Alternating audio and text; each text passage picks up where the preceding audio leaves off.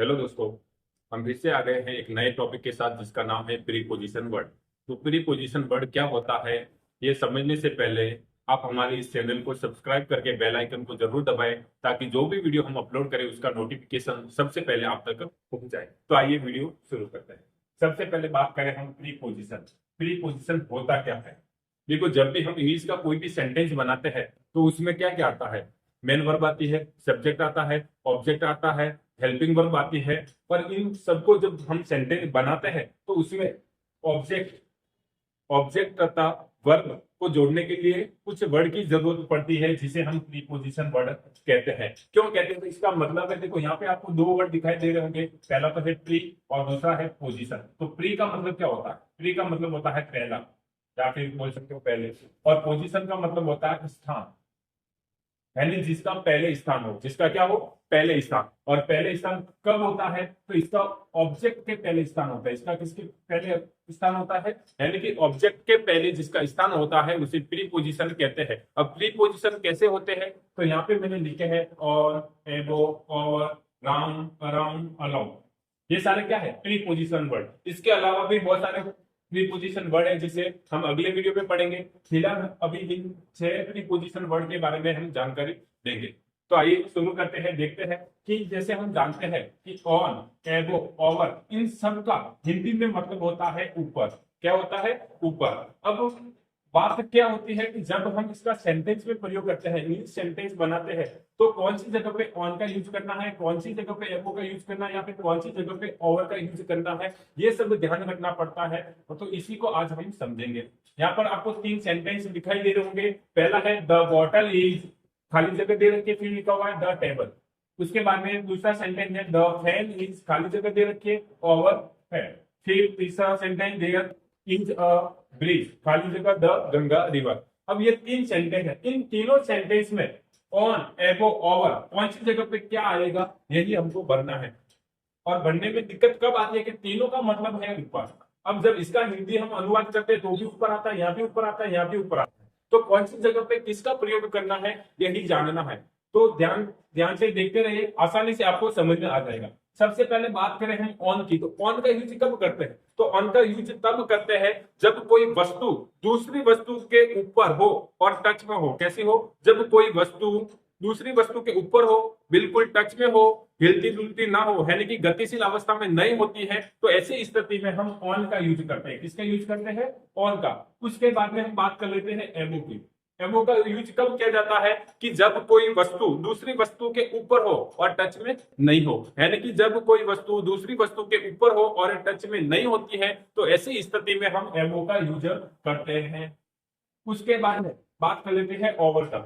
Over का use कब किया जाता है? तो ओवर का यूज तब किया जाता है जब कोई वस्तु है और उसके ऊपर कोई वस्तु पूरी तरह से गिरी हुई है। जैसे ये मार्कर है, इस मार्कर के ऊपर में अगर आप मेरी हथेली रखूंगा तो ये मेरी हथेली जो है इस मार्कर के पूरी तरह से गिरी हुई है, यानी इसका मतलब ये होता है कि ऐसी स्थिति में हम इसका यूज करेंगे ओवर का। जैसे ये कोई वस्तु है और इसके बिल्कुल टच में कोई वस्तु है तो हम ऑन का यूज करते हैं। किसका यूज करते हैं? ऑन का। और जब कोई वस्तु है और वो ऊपर है लेकिन टच में नहीं है तो हम एबो का यूज करते हैं। उसके बाद में कोई वस्तु है और वो इस वस्तु के ऊपर दूसरी कोई वस्तु ऐसी पूरी गिरी हुई है, तो ऐसी स्थिति में हम ओवर का यूज करते हैं। तो आज हम देखेंगे, यहाँ पर आपको 3 सेंटेंस दिखाई दे रहे हैं। इन तीनों सेंटेंस में ऑन, एबो, ओवर का यूज करते हैं। तो आइए, the bottle is the table. अब यहाँ पे ऊपर का यूज करना है और ऊपर के लिए ऑन, एबो, ओवर लिखा हुआ है। जब इसका हम प्रयोग करेंगे, अगर इसका हिंदी में ट्रांसलेट करते हैं तो हम देखते हैं कि यहाँ पे क्या है, जो बोतल है वो टेबल के ऊपर है। अब बोतल टेबल के ऊपर है तो टच में ही होगी, और जब वस्तु दूसरी वस्तु के ऊपर, जब कोई वस्तु दूसरी वस्तु के ऊपर होती है और टच में होती है, तो ऐसी स्थिति में हम किसका प्रयोग करते हैं? ऑन का। तो सीधा सा हम यहाँ पे क्या लिख देंगे? ऑन। अब ये जो सेंटेंस बनेगा वो बनेगा the bottle is on the table. ये अपना जो सेंटेंस बना वो बिल्कुल राइट है। उसके बाद में दूसरा सेंटेंस देखते हैं। ये सेंटेंस कह रहा है द फैन इज, अब यहाँ पे खाली जगह फिर ओवर हेड लिखा हुआ है। अब ये कह रहा है कि जो पंखा है अपने सर के ऊपर है।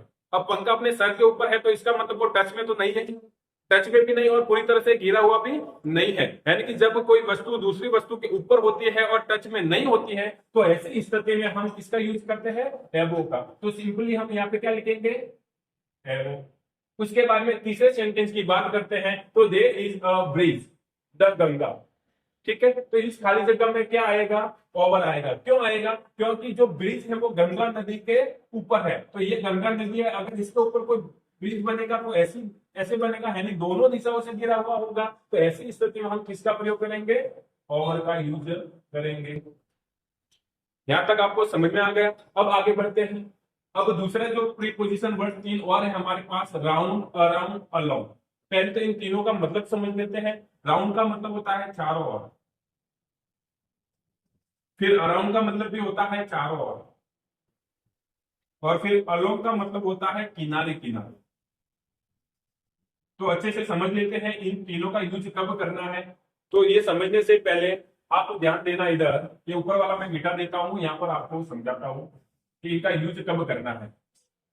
देखो, राउंड का यूज कब करना है, जब गतिशील अवस्था में कोई वस्तु गोल गोल घूमती है।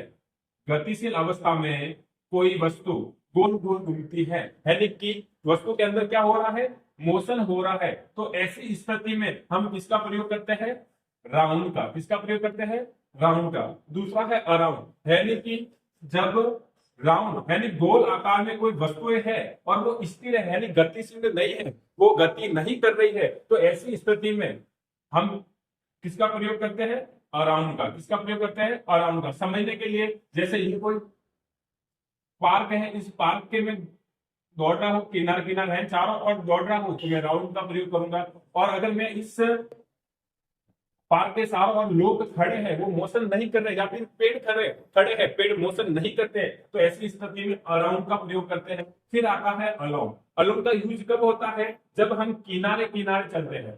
ठीक है, अलोंग या तो किनारे पर होते हैं या फिर चलते हैं, तो ऐसी स्थिति में हम किसका प्रयोग करते हैं, अलोंग का। ये राउंड में नहीं होता है, सीधा होता है। तो अब इनका प्रयोग करते हैं, we are walking the garden.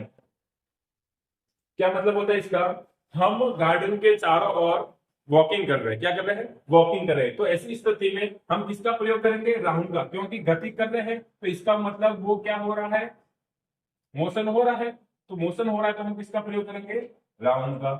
उसके बाद में हम बात कर लेते हैं अराउंड का। अराउंड चारों ओर होता है लेकिन मोशन लेस होता है, तो ऐसी स्थिति में हम किसका, अराउंड का। तो अराउंड का यूज का होगा, तो यहाँ पे होगा, there are trees around the garden.